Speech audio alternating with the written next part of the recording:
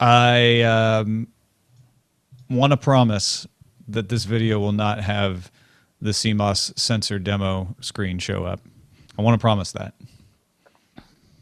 I should probably turn the demo mode off my end. Do you have your demo mode off, Raj? Okay, good. Here we go. Thank you for tuning in to the Daily Tech News Show. If you would like to listen live, press 1 now. If you would like to watch live, press 2 now. If you would like to download later, press 3 now. If you would like to support, go to bit.ly/helpdtns. This is the Daily Tech News for Thursday, December 18th, or perhaps Friday, December 19th if you're my guest, but they're both in 2014. I'm Tom Merritt. Joining me, Raj Deut, lead developer for eFront, writer for Reckoner AU. That AU stands for Australia, hence the Friday. How's it going, Raj? I'm very well, thanks, Tom. How are you? I'm doing well. It always complicates the introduction when I have Australians on, but I really enjoy having you guys. Who's going to do New Year's Eve and New Year's Day? That's what I want to know, because then you really are getting 2 years. We could span the years. What year would we file that podcast under if we did that? The choices, the limitless, or two. The mind boggles at the choices. Well, we got some Sony stuff to talk about, but we also have some interesting and disconcerting things happening with Australian metadata collection to talk about as well. We're going to get to both of those, but let's start with the headlines. While CNN and the New York Times, as well as many others, reported that a U.S. agency would tie the attacks on Sony Pictures Entertainment to North Korea today, we have as yet received no such statement. We've seen nothing like that, not that we'd receive it ourselves. Instead, White House spokesman Josh Ernst did talk to reporters and said that the attack was done by a sophisticated actor. He was not in a position to confirm any particular nation as responsible. Ernst said the U.S. National Security Council was considering a proportionate response, mindful that some organizations or individuals might try to enhance their standing by provoking a specific response. I found it interesting that he used organizations or individuals there. Meanwhile, Variety reports a spokesman for Sony saying the studio has no further release plans for the interview, scotching some of the hopes that we might get a free or even paid online release. And the Daily Beast reports that 3 movie theaters have said Paramount Studios ordered them to stop planned screenings of Team America World Police that they were going to show in place of the interview. And if you don't know, that movie also shows North Korea and its previous leader, Kim Jong-un's father, in that movie. So we're going to talk about that quite a bit in a little bit, but lots of developments there. The Verge reports Microsoft's obligation to provide users a screen promoting choices in browsers has expired after 5 years. Microsoft will remove the so-called browser ballot, saying on the blog post, quote, "The browser choice update will no longer be delivered to new users." So this is interesting for me because the IE's lost a lot of market share over the last 5 years, probably whilst this has been in place. You don't know exactly how much this has affected it, but I'd be interested to see if it's going to get a little bit of a bounce back when the EU no longer have a choice. Yeah, I was thinking about that too, right? Like, oh, well, this might help IE bounce back a little, but we never had the browser ballot here. I don't think you guys ever had the browser ballot there, no, right? I've never seen the screen myself, so yeah. But I mean, the EU is a large proportion of the market, but and it did introduce a lot of people that would have never heard of any of these other options. The other stat I saw today is that Opera usage in Europe actually declined during the past 5 years, even though they had equal placing on the browser ballot. So right, interesting. Didn't help everybody. The Next Web reports messaging app maker Line is acquiring Microsoft's MixRadio music streaming service. MixRadio will continue to maintain its personalized music service for Microsoft's Lumia phones, even as a Line company. MixRadio was developed by Nokia as a service before Nokia's handset division was acquired by Microsoft, so they just get bounced all over the place. The deal is expected to be completed in early 2015. Never heard of it. Yeah, you probably haven't, unless you use a Lumia phone very often. Yeah, exactly. I think the interesting thing here is Line, which is a very popular messaging service, getting into music avowedly, which we heard by leaked email yesterday that Snapchat has actually been thinking about doing itself. Engadget reports that Micromax has revealed its first that's YU smartphone, the Yu Yureka, that's YU Yureka.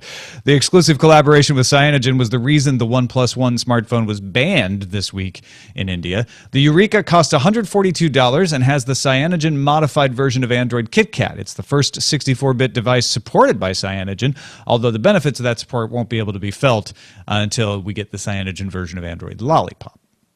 The whole banning thing was quite interesting. I'm sure you've covered before, but this is a very cheap Android phone with some interesting, decent specs to it. It's an interesting product. Yeah, OnePlus.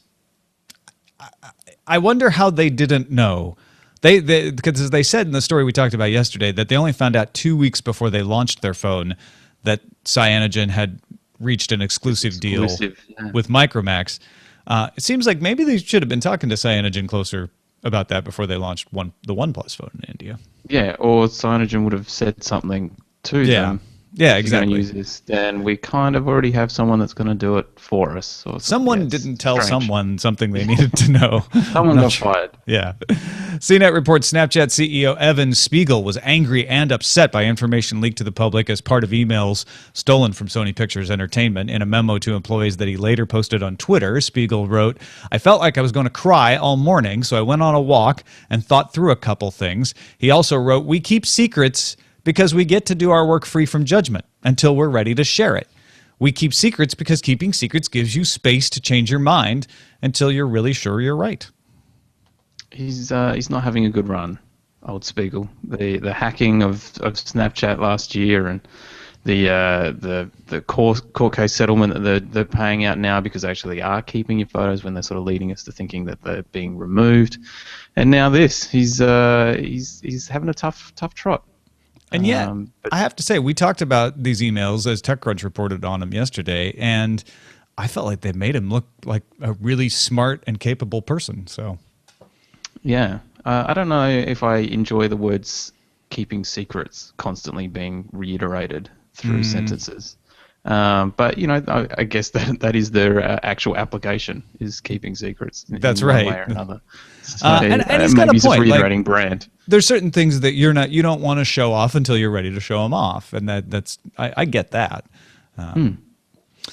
Finally, some good news if you're an Uber executive. TechCrunch reports that Rocket Internet's Easy Taxi app is no longer coming to India. Easy Taxi will also scale down operations in Hong Kong and Indonesia in order to focus on other markets. Stiff competition and wads of cash raised by Uber and SoftBank-backed Grab Taxi may have contributed to the move. Easy Taxi covers 160 cities in 40 countries with a focus on emerging markets. So a little bit of a setback for Easy Taxi and gives Uber some less of a headwind, I guess, in certain places. Some slightly positive press for Uber. It seems like taxi apps are the new photo sharing apps of 2014, 2015. Everyone seems to be coming up with a new service in a new market somewhere. So yeah, interesting. A lot harder to do than a photo sharing app, but yet you're a little right. harder, a little more difficult. Yeah. Hey, Windows Phone users, The Verge reports Microsoft has started rolling out the Lumia Denim updates to some of its Lumia devices. Among the changes are a new Lumia camera update that's faster and supports 4K quality videos. But remember, the updates are not coming to all phones in all countries at once. Microsoft says a wider rollout of Lumia Denim to all Lumia smartphones that can run Windows Phone 8.1 is expected to begin in early January. Until then, you probably want to keep an eye on the Microsoft support site. I had to go with the Lumia phone the other day. Sorry. And oh yeah, it was I just figured good. what you said earlier. You probably didn't have a Windows phone, but no, well I don't. But I had to go with one. A friend of mine is an avid Windows Phone user, and it's actually a really nice phone to flick through and use sort of for day-to-day stuff. But I'd never buy one personally. It's the thing. I don't know what the best metaphor is that wouldn't get you in trouble, but it's the phone that everyone who has one likes it, but most people say that. They're like, I get rave reviews from my friends, but I wouldn't want to buy one myself. And I feel like that's the hurdle. Microsoft could actually really make progress if they can figure out how to get people over that hurdle and to stop just believing it's for your friends and believe it's for you. Yeah, maybe I don't know, courting a few more of those big name app developers, but even that, like with Instagram and stuff on there, it's still not up to date with the current. It's sort of an afterthought for these major guys. So yeah, Android suffered that problem for the longest time, and really, it's only market share, and in Android's case, overwhelming market share, that can get you even with iOS because people just like to develop for it. Time now for some news from you. These are things on our subreddit, dailytechnewsshow.reddit.com. dmmacs sent us word that Amazon has launched Prime Now, a 1-hour delivery option for Amazon Prime members in select areas of Manhattan. TechCrunch reports that the service will cover tens of thousands of essential products, things like batteries and books and paper towels. Service is accessible through a dedicated Prime Now app for iOS and Android and delivers your orders between 6 a.m. and midnight, 7 days a week. 1-hour delivery costs $7.99. 2-hour delivery, though, is free for Prime subscribers. Service should roll out to additional cities in 2015. This is the next one after taxi apps, I think, is the 1-hour delivery service. 1-hour delivery groceries or market delivery or something. We've got 1-hour delivery here for clothing in Melbourne and Sydney. So is there that much of a call for emergency clothing delivery? I don't know. Maybe it's the same day as like 3-hour delivery, but that's our big claim to fame for the Iconic, which is like a Zappos sort of style. So you're going out to the club that night and you realize you have nothing to wear. Boom. I'm in the office. I've got a party this evening. Yeah. I forgot to bring jeans. Well, let's not go home. Let's order some new jeans. Yeah, why go all the way home when you can just have jeans delivered to you? Interesting. Exactly. AllanAV posted the Torrent Freak article that researchers at Delft University of Technology in the Netherlands released the first version of their anonymous and decentralized BitTorrent network called Tribler. The service searches for torrents through peers rather than a centralized service and deals with spam by raising trackers with more likes from the users in the search results. So in other words, if a Pirate Bay gets shut down, it wouldn't affect this. Tribler also includes a built-in Tor-like network, which preserves anonymity. I like to remind people that using torrents for questionable purposes is common, but anonymity and the BitTorrent protocol itself are not, in my opinion, should not be illegal and do not imply criminal activity. So this is a great thing to have a service like Tribler being developed out there. It's a really interesting next step, and it is securing that anonymity and privatization of your data being shared amongst those peers, which is essentially how these sort of services working for movie studios are tracking off of information, your IP address being shared and things like that. So it's a, like you said, it does imply some people do associate it with illegal activity, but it's not what the protocol was developed for, and it's good to see it moving forward and keeping that private sense of privatization, private self in mind. But it will be, from devil's advocate, it will be lauded as a move to protect those sharing illegal content. Yeah, I'm afraid you're right about that. Yeah. starfuryzeta sent us the amazing story of a man named Les Ba, who now has 2 bionic arms that he can control with his mind. Not really even exaggerating there, especially about the mind control part. Engadget reports that Les lost both of his arms at the shoulder level 40 years ago, but thanks to a DARPA-funded prosthetics project at Johns Hopkins, Les can now move cups from one shelf to another just by thinking. I mean, he doesn't move the cups with his mind. He thinks, and the arms then can move the cups.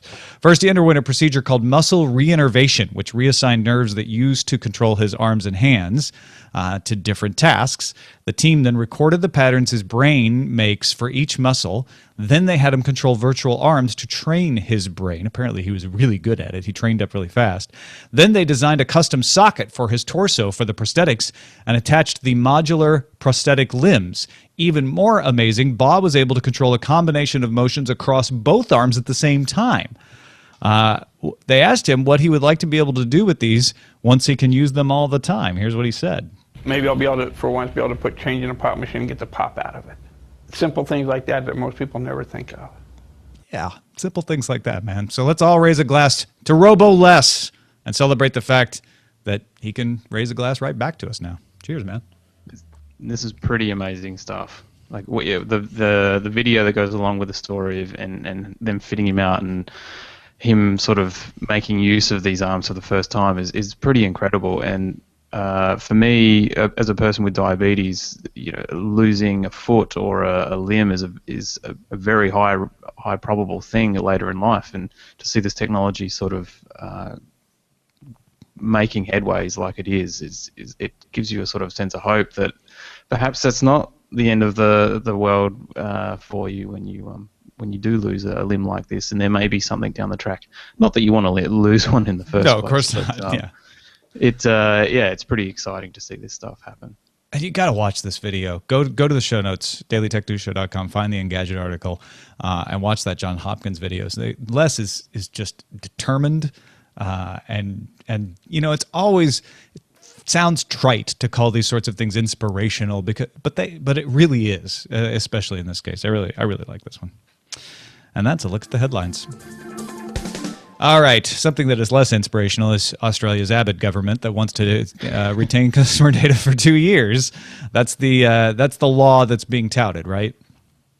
Yeah, it is. They're sort of going through I think the third round now of drafting this up, and our Attorney Generals, George Brandis, in conjunction with our Minister for Communications, Malcolm Turnbull, have got it in their minds that the retention of metadata is going to save the world, with no real definition of what the word metadata means, or a very often shifting definition of the word metadata.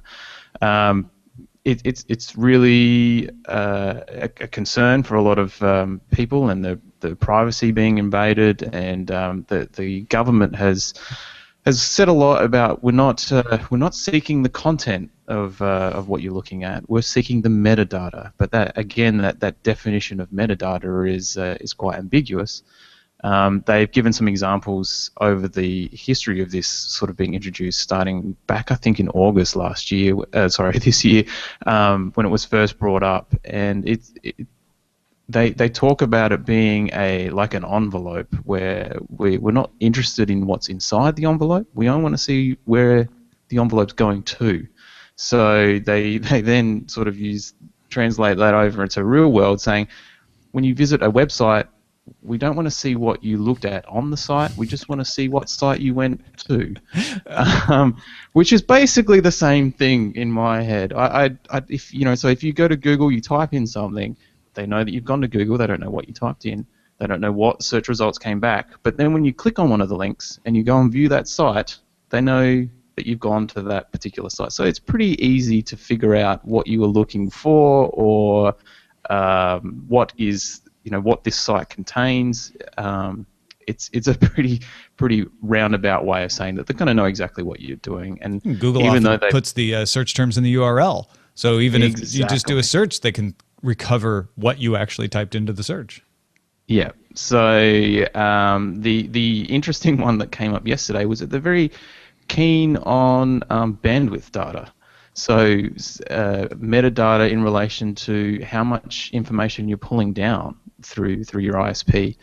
And then the big discussion from the ISP point of view is, who's paying for us to hold all this information? Who's paying for us to implement these systems? How are we implementing these systems? Is it turning into a giant Chinese firewall where it sort of is all handled by the government, and then we're just sort of passing data through that?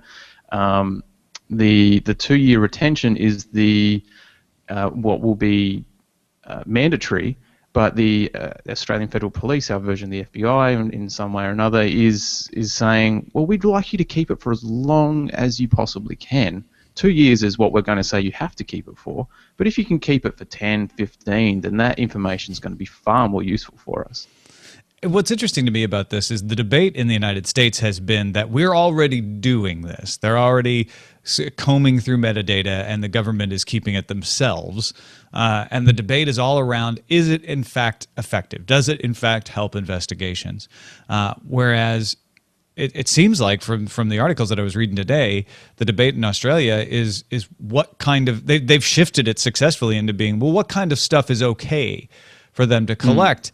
And that's where it gets the scariest, is they really want to collect as much as possible on people.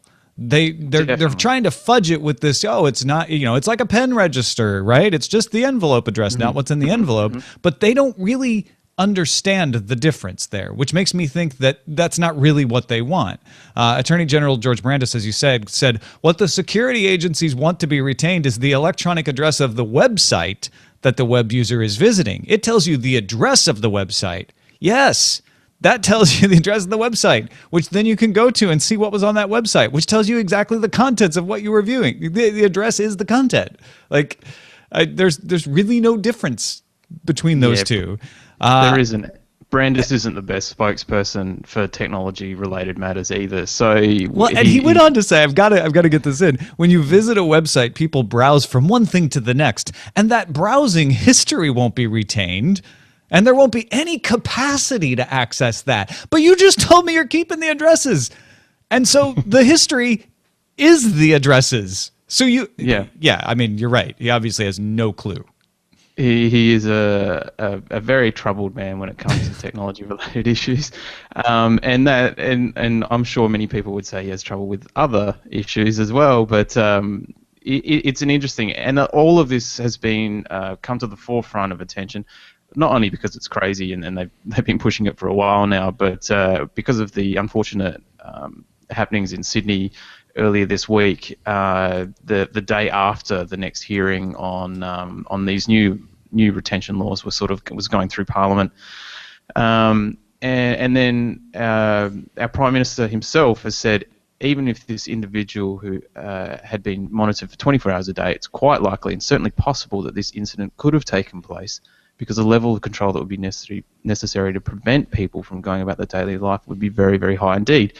So this was a man who had prior arrests, was on bail for accessory to murder for his ex-wife. Things like mandatory data retention would not have very unlikely helped in preventing something like this. Yeah, there's a little bit of a sense that Prime Minister Abbott would like to have his cake still sitting on the plate after having eaten it here. Definitely. And it's sad that this is going to be used as a catalyst for this debate when it really has nothing to do. It's two separate things.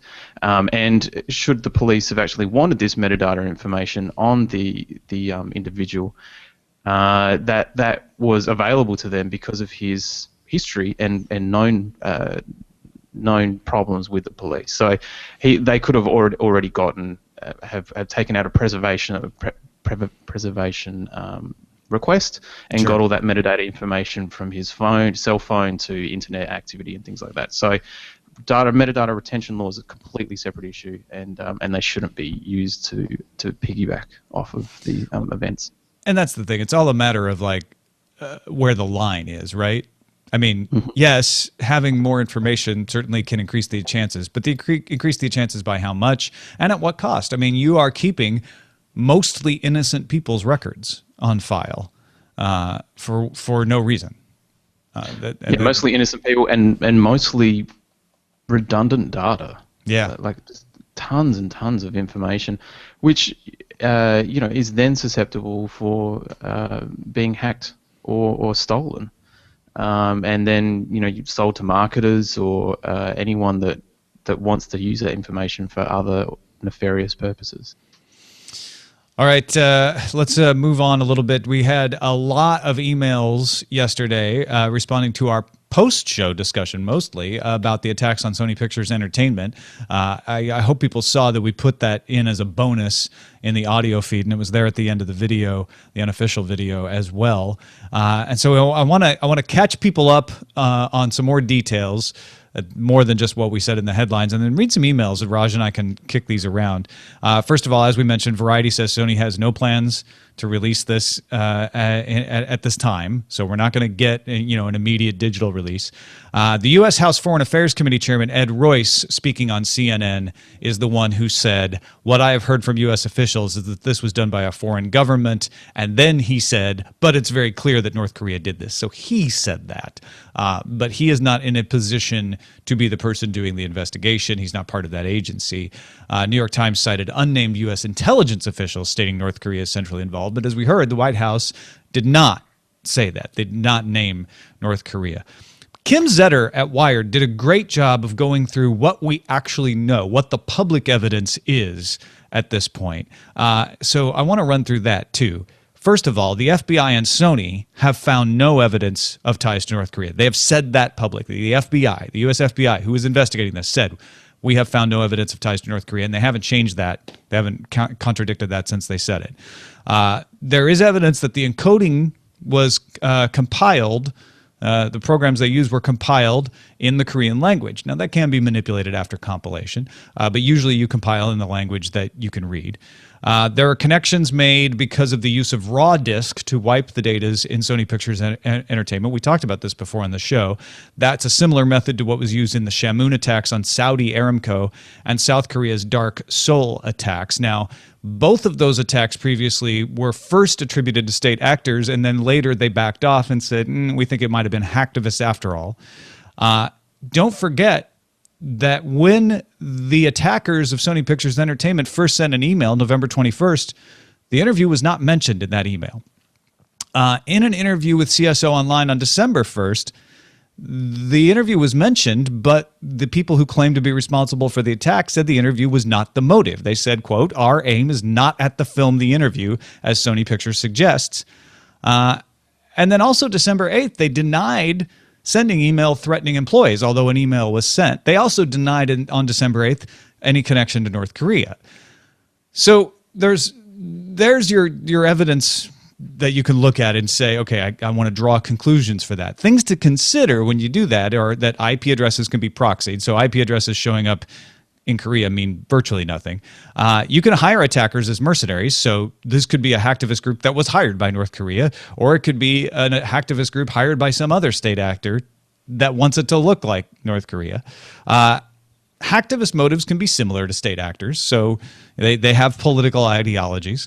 Nation states, however, don't usually call attention to themselves the way this attack has, putting the skeletons on the screens, having a nickname for the group. And states don't usually publicly mock security practices or post trophies on Pastebin. That is a hallmark of hacktivists. That's not evidence that they did or didn't, but that's typically evident behavior of a particular type of group versus another.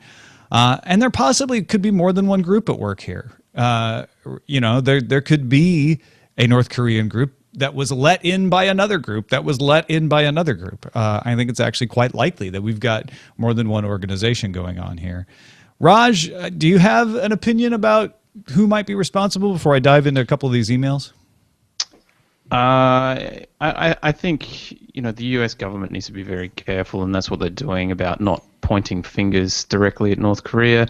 And a lot of what you've got down here as considerations make a lot of sense. That article over at Wired was a really interesting read, because so much of this could be people pointing the fingers towards North Korea when of course there's the ties with North Korea and the worldview of North Korea isn't the most fashionable, and it would be easy to palm them off as the people that are causing this. But everything out there, the evidence is there is no evidence pointing to them. So until that actually exists, I don't think you can blame them. Innocent until proven guilty, I suppose. It's hard to say that they are definitely the ones behind it. The film, the reaction by the movie distributors in the US, the cinemas, it's all, I guess, it's actions that I think I can understand why they're taking them, and why they don't want to put the public at risk. Because there have been threats against people that go and view the film, especially after it's been tied in, and after the argument, after the whole thing has been pointed towards the film being the catalyst for all this. When, like you said, initially that really wasn't the focus of the attacks. So I have sympathy for that side of it, but I can't I can't blame anyone until the investigation's done and we know who did it. If we figure out who did it. If we figure it out. Simon wrote in with his theory. He said, I see three possible scenarios to the attack. One, it's done on the behalf of a hedge fund who had put a big short on Sony, and the Korea link is just to throw people off the scent. That's just a theory he's putting forth. He said maybe it's a set of kids who just don't like Sony and have decided to use their skills to make maximum mischief, or that it's indeed North Korea. In any of these cases, there is no upside in actually following through with a terrorist attack that they have pre-signaled, so security will be on extra alert. Is North Korea seriously going to escalate this to all-out war with a superpower over a movie? There's upside in making the threat, though, for each scenario. In scenario one, it is about the movie. No reason for the SEC to look at this. That's the hedge fund theory. Number two, this keeps our mischief in the news. If you're mischief makers, you want to drum up a news cycle. And number three, we are keeping the evil Americans cowering in fear at our might, would be the story you would sell back to your public if you were North Korea. So Simon says, as Justin Robert Young said, pulling the movie, whoever is behind it is the winner. That's what they wanted in any of these scenarios, was to pull the movie. That's true. I think North Korea does have these stories come out of them, like they produce their own winning World Cup film from the Soccer World Cup. And the craziness that the media perpetuates about coming out of North Korea, whether it's true or not, kind of makes people think, well, maybe they would go ahead with a terrorist attack, because it's just as because you don't know what they would do. But like Simon's got here, it's pretty unlikely that that's the case, that they'd use this as the film as a stepping stone to launch a nuke. Doesn't really make sense. Nate from Chile, Wisconsin, he says, works for a company that does digital cinema maintenance. He said modern digital projection equipment is essentially highly specialized computers, and they are nearly all internet connected. Given the sophistication and tenacity of the Sony attack, it's not hard to imagine that they could infiltrate the theater's networks directly and disable the equipment to not only prevent the interview from being shown, but potentially all the movies. Christmas is historically the top movie-going day of the year in the U.S., so I can understand them not wanting to jeopardize the rest of their holiday shows just to play the movie. In other words, he's saying, look, folks, it doesn't even have to be about the threat of violence being real. If they're worried that someone would get into their network and disrupt all the movie showings. It's fickle. Yeah. And then we got an email that said from someone who used to work at Cinemark Theater in my area for 6 years. I thought I would give a little insight to some of the reasons the theaters might want to cancel the showing. First, movie theater staff is made up almost exclusively of teenagers, and there are few people over the age of 25 who work in theaters who are not part of upper management. Because of this, when dealing with employees, you're almost always dealing with their parents.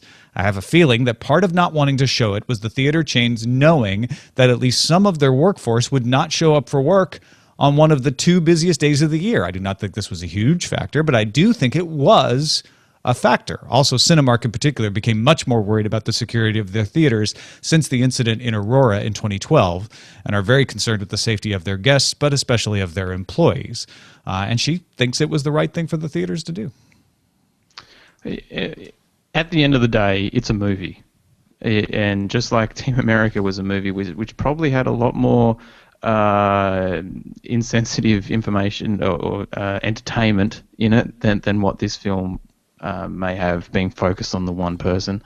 It was made for entertainment. The filmmakers stood behind it, stood behind scenes from it, which have come out and been discussed from the leaks from the Sony hack.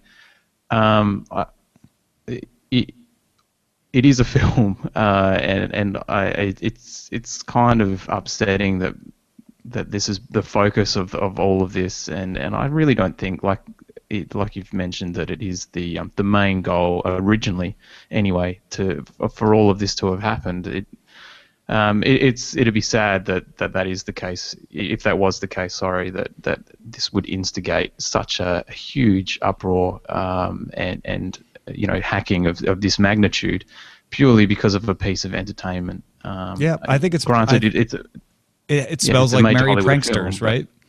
It smells like it does. people who really just wanted to see how much disruption they could cause, and so kept leaning into the storyline that would cause the most disruption and hit a gold mine. Yeah. And then finally, LWAT CDR, I think, represents a lot of folks who wrote in. It said, talk about your mixed emotions. I really believe that a comedy about the political assassination of a living person is in extremely poor taste, even if it is about an evil tin pot dictator. At the same time, no tin pot dictator should have the power to stop the expression of free speech in the United States. Now, he's just saying he shouldn't be able to stop Sony from showing this movie. Before that hack attacks on Sony, I did not want to see this movie and frankly was disappointed at Sony for making it. Now, I almost want to see it as an act of defiance. Yeah, well, I wouldn't be surprised if it leaks somewhere along the way, and then Sony can just make the money back by suing everyone that downloads it. There you go. That's one business plan. All right. That's all for Sony today, but we will keep following the story, and you folks let us know how much more you want to hear about it. Give us an email. Our calendar shows that Google is extending its Lunar X Prize deadline to 2016. So if you were hoping to get your mail on the moon, or if you're working on a project, you'll need to know that. And SpaceX is pushing the Falcon 9 rocket launch into January. Our pick of the day comes from Sheila in Georgia. Thought she'd give some balance to the caffeine force with a tea recommendation. She says try Tiesta Tea at tiestatea.com. Tiestatea. Tiesta Tea. They have a great selection of a variety of teas, all packed nicely in tins, and I haven't found a flavor I didn't like yet. Again, these are not paid. These are just people in the audience sending their picks, and Sheila likes Tiesta Tea. So if you like tea, you might try it out. Send your picks to feedback at dailytechnewsshow.com. And you can find my picks at dailytechnewsshow.com/picks. All right. Read a bunch of emails just now, but here's our message of the day from FAM, a.k.a. Famed Access Memory. Says, Australia has entered into the Smartwatch game with the VB Live Cricket Watch. They've been flogging the dogs barking out of it during commentary. Also, Microsoft must be happy with Channel 9 using the Surface Pro 3. They showed them using it as a remote telestrator, and not once was it called an iPad in any way. Anyway, when there is an ad break in between overs in the cricket, they show only one ad, and nearly every ad break is this ad. And he's got a link to the YouTube. There's now been created a meme in the cricket subreddit, which is Connor, as in, he's a little Connor, ain't he? Or how much of a Connor you reckon he is? I'm sure you can guess which word is being replaced. Have you seen this watch? Yeah. It's basically a beer. VB is Victoria Bitter, beer, right? and, yeah. And they've done a marketing campaign over the years, over the summers of cricket, with there used to be a little doll, like a bobblehead doll, that would come with your carton of beer. And when certain phrases or when a tone would come through the broadcast, the little doll would speak and say things like, bring Booney a beer, who's like a famous cricketer, David Boone. Then it was Shane Warne, another cricketer later on. And now the latest iteration is this connected watch, which is basically just a really cheap digital watch that shows the score on it. They're really doing well with their marketing, and it's interesting. And cricket is a really big thing this season. We had a cricketer unfortunately die playing the game a little while ago, and so the test match that was just played between Australia and India was a really big deal this last week. So yeah, I have seen it, and it is being flogged a lot on TV, but that's the same every year with cricket. So you haven't started calling people Connors? No, not yet. All right. Good to know. Other words. I won't work it into my vocabulary then. Well, Raj, a pleasure as always. Thanks for spending some time. I know it's not crazy early like it can be depending on the time difference, but I still appreciate you getting up in the morning and joining us, man. No, thank you. I apologize to anyone watching the video that was getting the tiger display from my the sun coming up as we were talking. You're watching the Friday sun rise, ladies and gentlemen. Yeah. Right before. No, thanks as always. It was great and much more awake at 8:30 compared to 4:30 or 5:30. Twitter.com/Raj Deut. It's RAJDEUT. Anything else to plug or let people know about before we let you go? Yeah, I've written up an article for the Royal Melbourne Hospital on diabetes. If someone wants, if you're interested in a diabetic's perspective on on the day-to-day, and it's entitled "I'm Not a Diabetic, I Have Diabetes." You can find it over on my personal blog at 1000wordson.com, and you can spell it any way you want, really, you'll get there. So, yeah, just a different look on not labeling people by the disease, but letting them be a person and know that that disease is a part of them. It doesn't define them. That's great, man. I really I'm gonna go read that as soon as we're done here. 1000wordson.com. Yeah, 1000wordson.com. Thank you. Thanks to our patrons as well, the folks who keep the show running. 4,614 people at patreon.com/acedetect have seen enough value in the show to kick a little back. We only ask for 5 cents a show. It's $1 a month if you can afford it, and if you can't, that's fine. There's all kinds of ways to support the show. You can go to dailytechnewsshow.com/support to find those out. Don't forget, you can have a voice in what stories we cover at our website, our subreddit, I should say, dailytechnewsshow.reddit.com. Our email address is feedback@dailytechnewsshow.com. Our phone number is 512-593-DAILY. Our show's live, 4:30 Eastern, 1:30 Pacific on mobile.alphageekradio.com Monday through Friday. And our website is dailytechnewsshow.com. Back tomorrow with Darren Kitchen and Len Peralta. Talk to you then.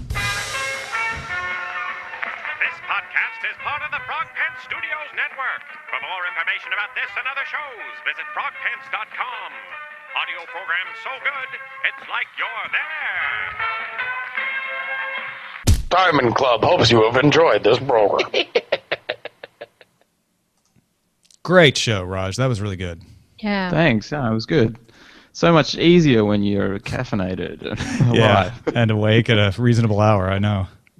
Yeah, no, it's good. Thanks for having me back. We had a thick show with lots of different stuff in here too, so it was good. It was good stuff. Yeah. Pete sent me a text message last time he was on because he took a screen grab of how to pronounce my surname that you must have had in one of the Google Docs. And he goes, there's someone else that doesn't know how to say it because he stuffs it up every time as well. So. You know, that pronunciation guide is probably been copied and pasted from when you were in the Twit studio and I asked you how to properly pronounce it. And I wrote it in the doc, and then I think Jason copied it into his guest booking, and then I copied it later on. And that's funny that he took a screenshot of that. Yeah, he was quite happy that he wasn't the only one. So it's pretty common to get it wrong. So. Yeah, you're very gracious about it, but I do try to get it right. I hope I get close. Yeah, no, you're fine. It's fine. It's a little unusual having an Indian with a sort of German-esque last name. My great-grandfather just decided to change the family name because he was bored. Really? Yeah, apparently. No one really knows it was like a mixed family thing in there, but he just changed it for kicks. No, my dad's Indian and my mum's third gen Aussie, but my great grandfather on my dad's side didn't like the family name, and there's no paperwork in India back then, or there hardly is now. So that's amazing. Yeah. So there's I think there's about 50 of us around the country, around the world. Sorry. So no kidding. Yeah. That's a great story. It's just I'm just gonna pick a name. Yeah, pretty much. I'll go with German. Deut. Yeah, Deut. Yeah, that's good. I always like German. German's good. No one knows what it was before, though. That's the frustrating thing. Oh, it's lost in time now. Yeah, it's completely gone. My dad has no idea. So, that's funny. Have you ever done... I need to go to work. Oh yeah, sure, no problem. Yeah, sorry guys. No, thank you. Thanks. Pete did mention that you were thinking about having an international week at some point as well, Jenny. Is that? We are always thinking about it, and it is my Q1 2015 goal. Okay. Because he was thinking having the two of us on at the same time. Absolutely. Or something like that. Keep that idea in mind before March. Okay. All right. Just for now. When the daylight savings kick back over. So. Right. Of course, yeah. All right, that's a fair point. Yeah, thanks. And my question to both of you, I'm going to Hawaii in February. Have either of you been and have any suggestions? I've been. Everybody in LA goes. I went for work, I went to go chase Kobe Bryant around a locker or a gym, and so she can recommend a good gym to chase Kobe Bryant in. There are a lot of different islands. A friend of mine just got back from the Big Island, where she the Big Island is a good place to absolutely get away from it and have nothing to do. If that's what you're looking that's to got do. the volcano park on it as well, right? Yeah, and she The beaches are rockier. If you're looking for that classic white sandy beach, it's harder to find those there. But she's right. It's like it's the country island. Like it's the kick back. You know, it's big, and so the population is diluted, and I think there's fewer people on it anyway. My company does work for a US property developer, and they're putting up a ton of condos in Honolulu. So I'm sort of going over. So for you're gonna a bit of a holiday. You're gonna be in Oahu most of the time then, or? I think so. Like all I know, I'm flying into Honolulu, and so I guess I'll just stay there. But I wouldn't mind doing sort of like 3 or 4 days somewhere else.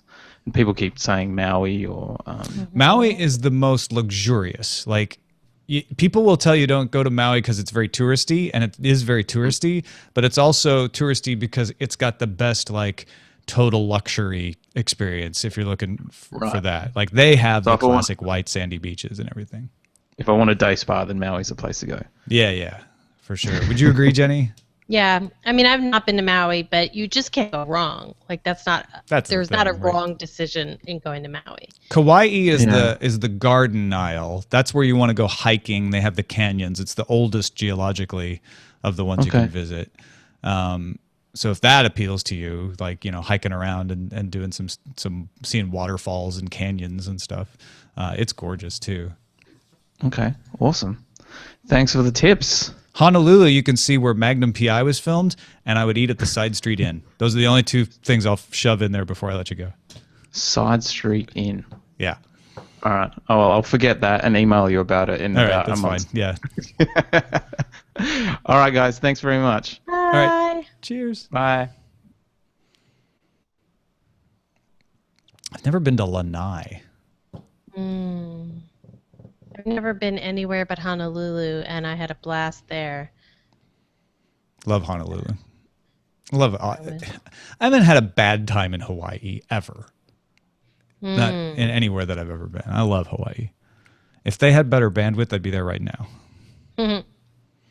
True. Actually, that's not true, but I would like to go there. I'm hoping by the time that I could actually get to a point where I could just, buy a small place in Hawaii, that they have enough bandwidth that I could actually do it. And then bye-bye, Tom. It's no different than this. In fact, I'll build a fireplace. You'll never know. Actually, I'll start using a real green screen, and people won't even notice. Good point. I'm going to go with less is more, by the way. What do you think? Yeah, I think that's great. Okay, good.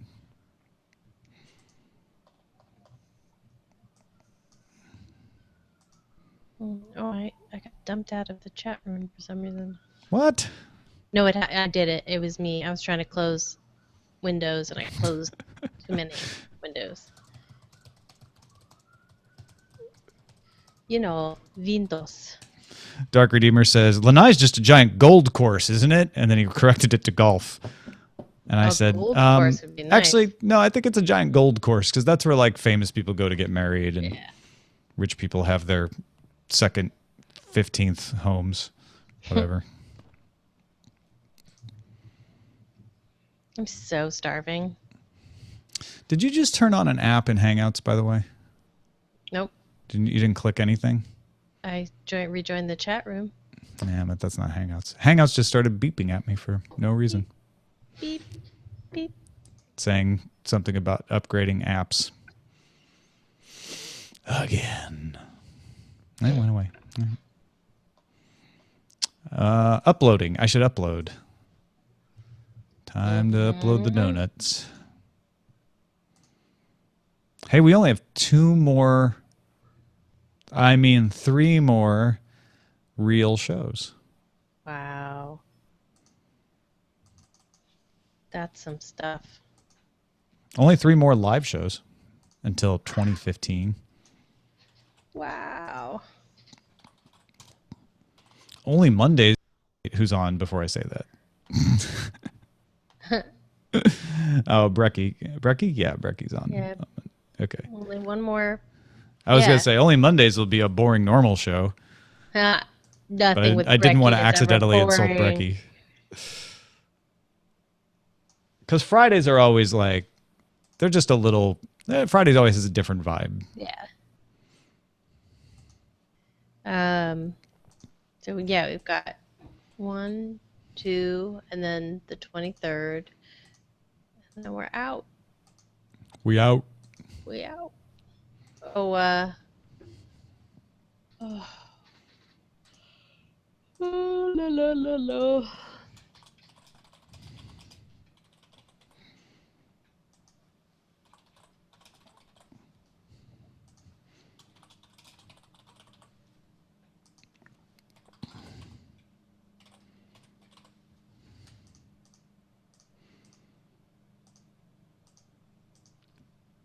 We'll take that bit of post show and put it out as a bonus episode as well.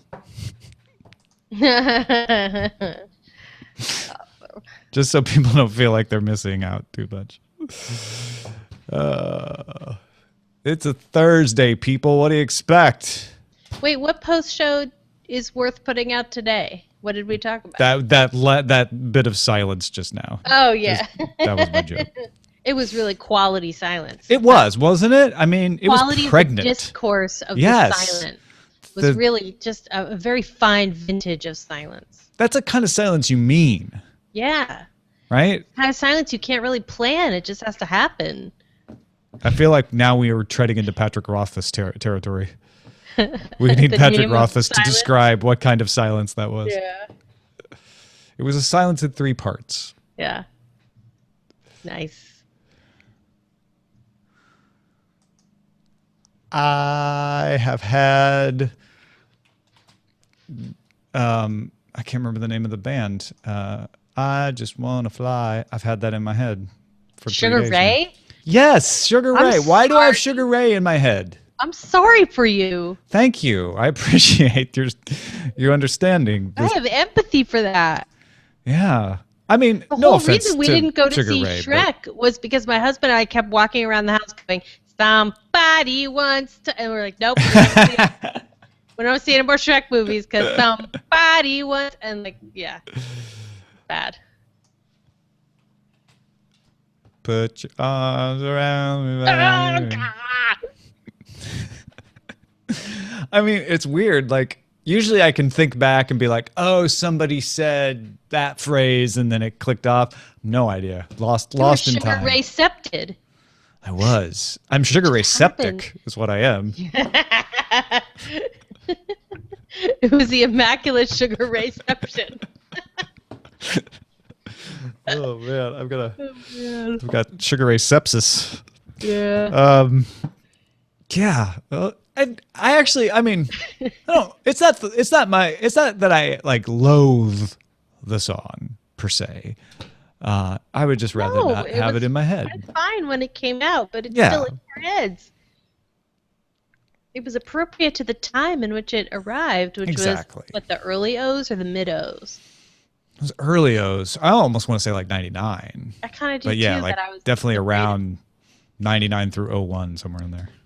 afraid of invoking the 90s. The O's. I like that. I like that. I want to start. I think I've settled on the O's. On the O's, yeah. Because just saying the aughts is like, yeah, just punch me. Just punch me in the face. Olts. Aughts. You know, if I have a brandy at hand and a cigarette in a holder, Then you'll do the fine. aughts. Yeah. Totally fine. The O's. It's actually what I asked. Knots. Eileen How about was the like, what do you... knots? Eileen and I are always horrible getting Christmas presents for each other because we're both just buy what we want when we need it, usually. So I finally was like, you know what I want? I want a nice bottle of brandy. I'm meaning cognac, Right. obviously. But like, we were watching Downton Abbey, and I was like, I just want a nice brandy. I want to be able to have a nice brandy. I got someone a 15-year Macallan, in a beautiful blue case. So Someone's nice. lucky. Someone's lucky. I still have a lovely Talisker 18 from last yeah. year that I have been hoarding. I should But pull that out later this for a toast. there was a Macallan. Like the Macallans, every time I look at them, I always buy them for other people, and I'm just like, oh my god, they have Macallan 18-year. They had like some crazy ass, and this is just at Best Buy or Bevmo. Oh, okay, yeah. You know, just like that. It just boggles the mind. Have you been to Beverage Warehouse in Marina Del Rey? I have not. They're like the mom and pop Bevmo. The same idea, same type of prices, big selection. Yeah. Pretty cool. Yeah. Someday. This post show not brought to you by Beverage Warehouse in Marina I Del know. Rey. This was not an advertisement. It was just a conversation about alcohol. Yes. Kids don't drink. Don't drink, kids. There will be time for that later. Wait until you're older and have the proper amount of woes. Don't to drown. drink because when you're a teen, you can only drink really terrible stuff. So wait until you can legally buy the really good stuff. Wait until you have a real hangover that makes it worthwhile. You're a kid, you just shake them off. Like, shake it off. Shake it off. There that's you go. better. Sugar Ray's out. That's better. Goodbye, Sugar Ray. Bye, See you Sugar later. Ray. Hello, Taylor. Right. I am out of the post. La Poste. I'm jumping into La Poste. Now I'm jumping into a car shortly afterwards. Are you getting out of our dreams and into a Yeah. car? Into my car. Right. Well, then, au revoir, video watchers. We'll see you soon.